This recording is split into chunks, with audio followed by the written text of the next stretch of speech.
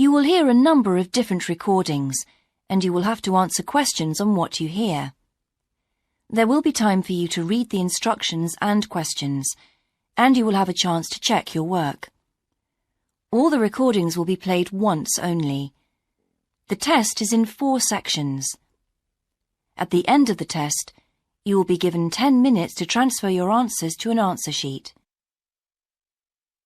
Now turn to Section 1. Section 1.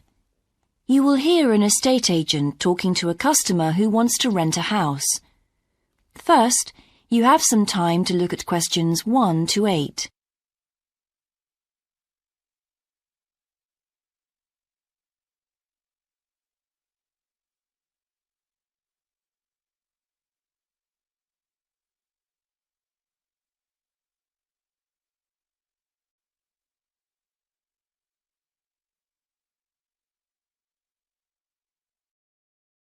Now we shall begin. You should answer the questions as you listen, because you will not hear the recording a second time. Listen carefully and answer questions 1 to 8. Good morning. How can I help you? Hello. I'm interested in renting a house somewhere in the town. Right. Could I have your name, please? Yes, it's Stephen Godfrey. And tell me how many bedrooms you're looking for. Well, we'd need 4 because I'm going to share the house with 3 friends. OK. There are several of that size on our books. They mostly belong to families who are working abroad at the moment. What about the location? It'd be nice to be central. Oh, that might be difficult, as most houses of that size are in the suburbs. Still, there are a few. What's your upper limit for the rent? We'd like something around £500 a month, but we could go up to £600 if we have to. But we can't go beyond that. Do you know how long you want to rent the house for? The minimum let is 6 months, as you probably realise. We're at college here for 2 years, and we don't want to have to move during that time if we can avoid it. Right. And how soon do you want to move in? All our lets start on the 1st of the month. Well, as soon as possible, really, so that means September 1st. OK, let me have a look at what we've got. We have photographs of all the houses on our book, so you can get an idea of what they're like. There's this one in Oakington Avenue at £550 a month, combined living room and dining room with a separate kitchen. It doesn't have a garage, though you can park in the road. We'd prefer to have one if possible. Right. Then have a look at this house in Mead Street. It's got a very large living room and kitchen, bathroom, cloakroom. How much is it? That one's £580. It's very well furnished and equipped. It also has plenty of space for parking, and it's available for a minimum of a year. Oh, and there's a big garden. I don't think we could cope with that, to be honest. We'll be too busy to look after it. OK. Then there's this older house in Hamilton Road. Living room, kitchen, diner, and it has a study. £550 a month. That looks rather nice. But whereabouts in Hamilton Road? Towards the western end. Oh, that'll be very noisy. I know the area. Yes, it's pretty lively. But some people like it, though. Well, what about this house in Devon Close? That looks lovely. There's a big demand for houses in that area, so prices tend to be quite high. But this one hasn't been decorated for a few years, which has kept the rent down a bit. It's got a living room, dining room and small kitchen, and it's £595 a month. I think it would suit you from what you've said. It sounds fine. Before you hear the rest of the conversation, you have some time to look at questions 9 and 10.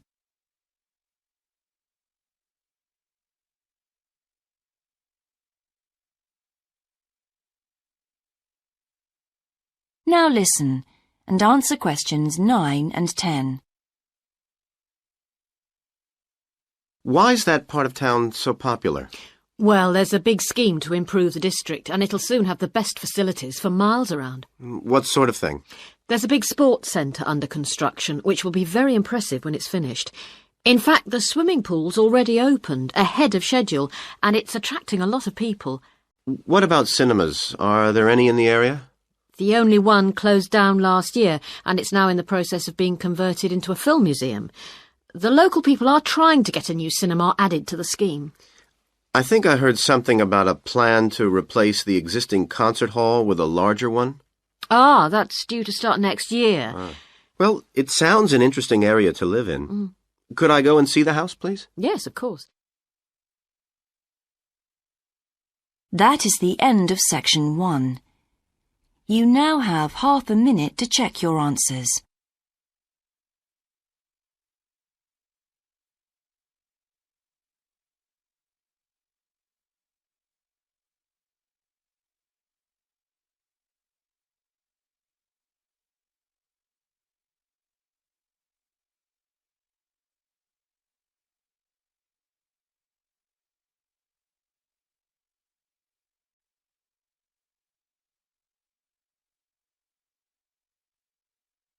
Now turn to section 2.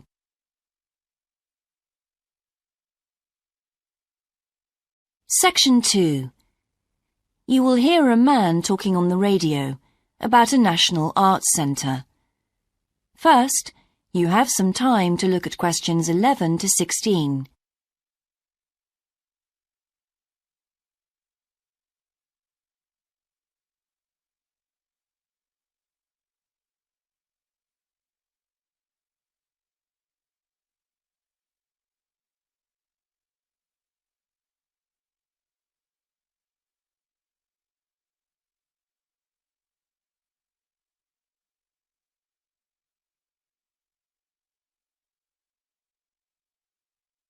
Now listen carefully and answer questions 11 to 16. Hello, and welcome to Focus on the Arts. I'm your host, Dave Green, and this is your very own local radio programme. Every Friday evening, we put the spotlight on different arts and culture facilities and look at the shows and events that are on offer in the coming week. And today, the focus is on the National Arts Centre. Now, if you don't already know it yourself, I'm sure you've all heard of it. It's famous throughout the world as one of the major venues for classical music. But did you know that it's actually much more than just a place to hear concerts? The centre itself is a huge complex that caters for a great range of arts. Under a single roof it houses concert rooms, theatres, cinemas, art galleries and a wonderful public library, as well as service facilities including 3 restaurants and a bookshop. So, at any one time, the choice of entertainment there is simply enormous. So, how did they manage to build such a big arts complex right in the heart of the city? Well, the area was completely destroyed by bombs during the war in 1940. So the opportunity was taken to create a cultural centre that would be what they called the city's gift to the nation. Of course, it took a while for such a big project to get started, but it was planned in the 60s, built in the 70s, and eventually opened to the public in 1983. Ever since then, it has proved to be a great success. It's not privately owned, like many arts centres, but is still in public hands. It's run by the City Council. Both our National Symphony Orchestra and National Theatre Company were involved in the planning of the project, and they're now based there, giving regular performances every week. And as the centre is open 363 days of the year, there are plenty of performances to choose from. Before you hear the rest of the broadcast, you have some time to look at questions 17 to 20.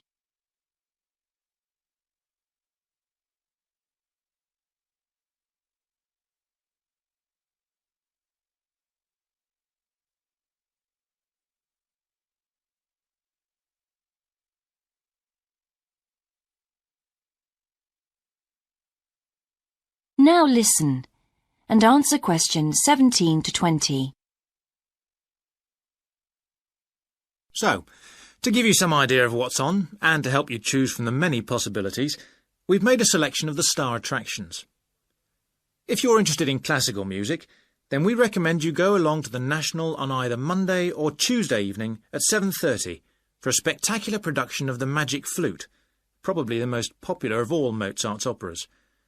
It's in the Garden Hall, and tickets start at only £8. But you'll have to be early if you want to get them that cheap. And remember, it's only on for those 2 evenings. For those more interested in the cinema, you might like to see the new Canadian film, which is showing on Wednesday evening at 8 p.m. in Cinema 2. And that's called 3 Lives. It's had fantastic reviews, and tickets cost just £4.50, which is a reduction on the usual price of £5.50. So, it's really good value, especially for such a great movie. But you can see the centre's main attraction at the weekend, because on Saturday and Sunday, 11 a.m. to 10 p.m, they're showing a wonderful new exhibition that hasn't been seen anywhere else in Europe yet. It's a collection of Chinese art called Faces of China. That's in Gallery 1, and it has some really fascinating paintings and sculptures by leading artists from all over China. And the good news is that it's completely free, so don't miss it. So why not go along to the National Arts Centre next week for one or all of these great events? And you can always pick up a programme and check out all the other performances and exhibitions on offer, or coming soon, on almost every day of the year. Next week, we'll be looking at the new Museum of Science. That is the end of Section 2. You now have half a minute to check your answers.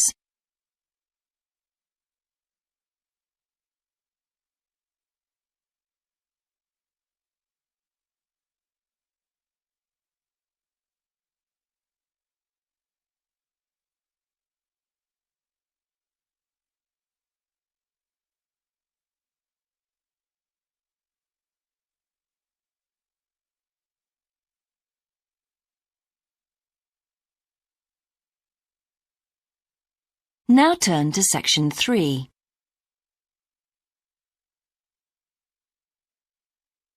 Section 3. You will hear a university tutor and a new student called Paul discussing Paul's work experience and Latin American Studies course. First, you have some time to look at questions 21 to 26.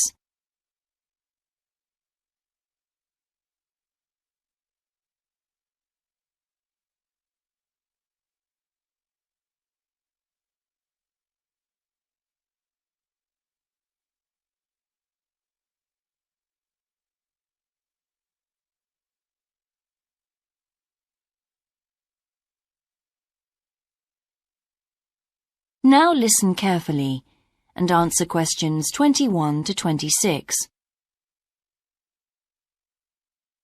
I've been reading your personal statement, Paul. First, let's talk about your work experience in South America.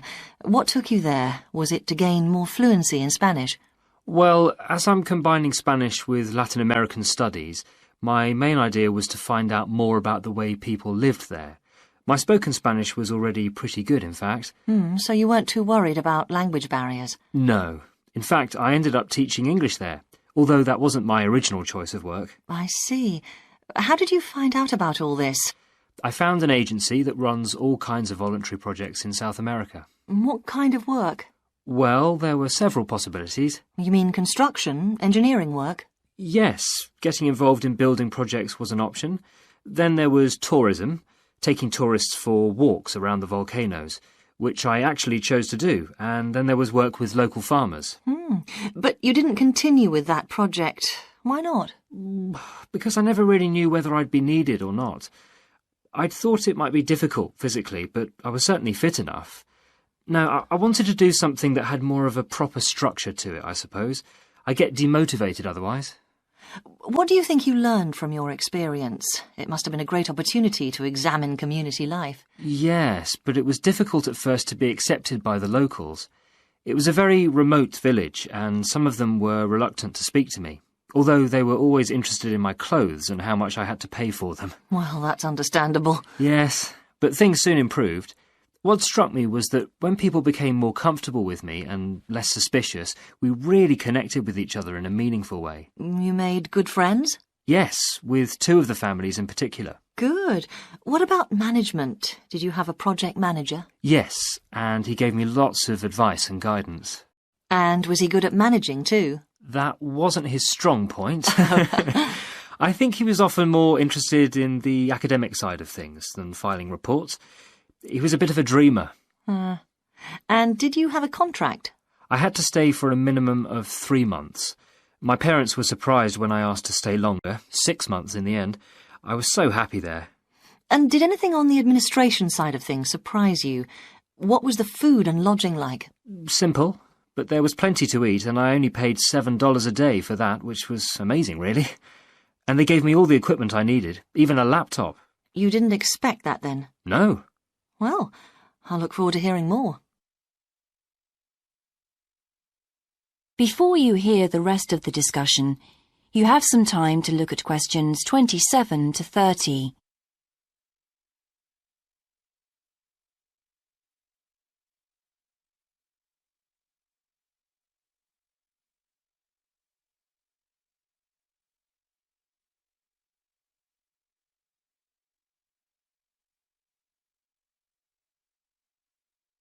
Now listen and answer questions 27 to 30.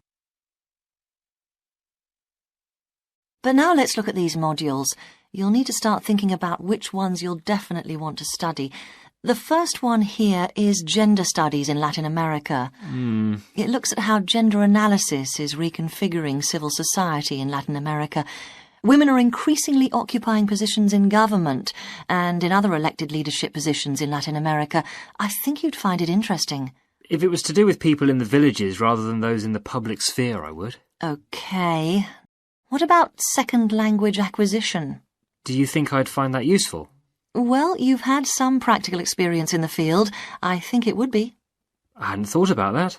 I'll put that down as a definite then. OK. What about Indigenous women's lives? That sounds appropriate. I thought so too, but I looked at last year's exam questions and that changed my mind. Don't judge the value of the course on that. Maybe talk to some other students first, and we can talk about it again later. OK. Yes, and lastly, will you sign up for Portuguese lessons? My Spanish is good, so would I find that module easy? Not necessarily. Some people find that Spanish interferes with learning Portuguese, getting the accent right too. It's quite different in a lot of ways. Well, I'd much sooner do something else then. All right. Now, what we need to do is make a... That is the end of section 3. You now have half a minute to check your answers.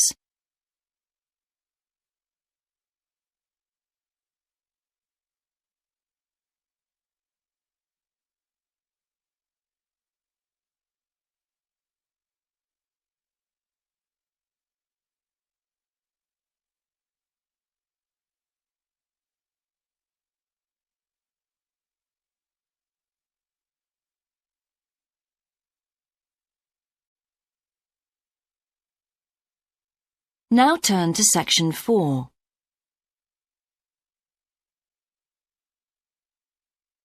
Section 4. You will hear a lecture about success in business systems. First, you have some time to look at questions 31 to 40.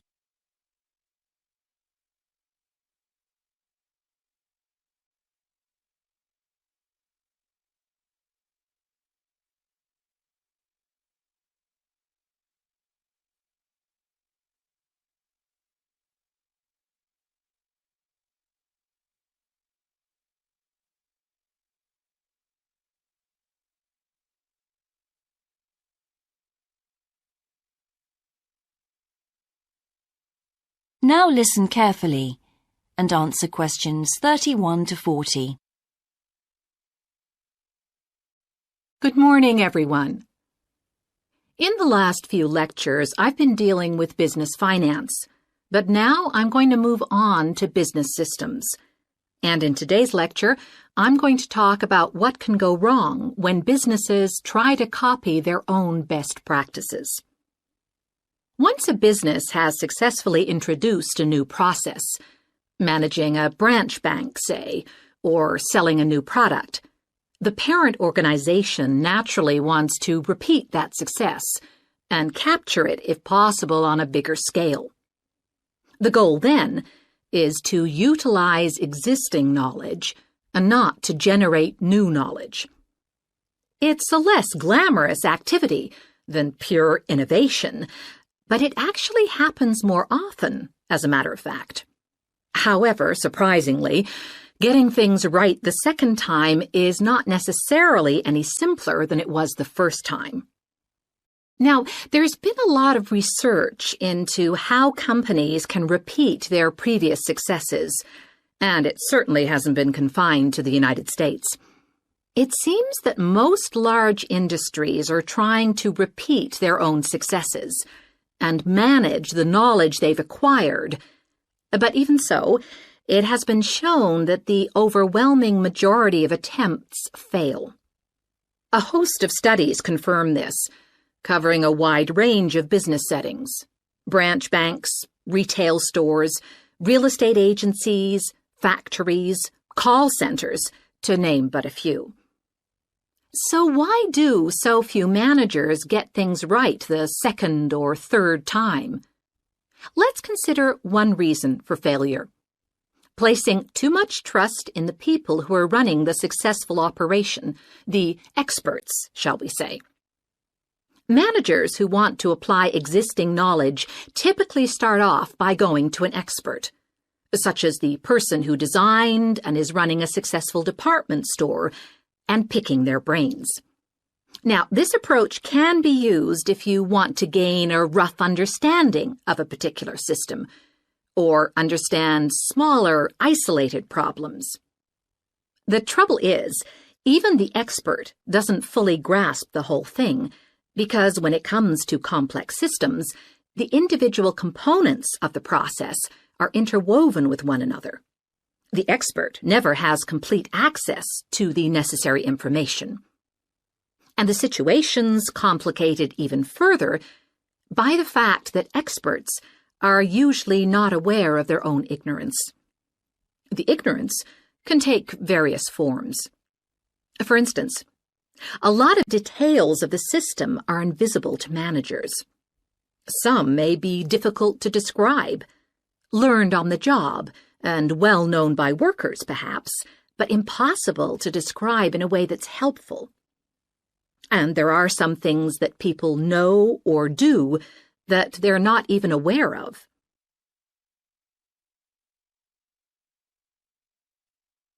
Now, let's consider two types of mistake that can occur when a manager actually starts to set up a duplicate system to replicate a successful process. Firstly, perhaps he forgets that he was just trying to copy another process and starts trying to improve on it.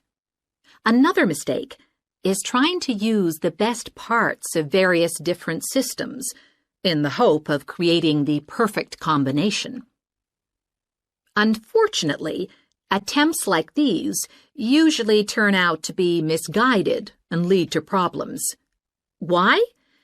Well, for various reasons.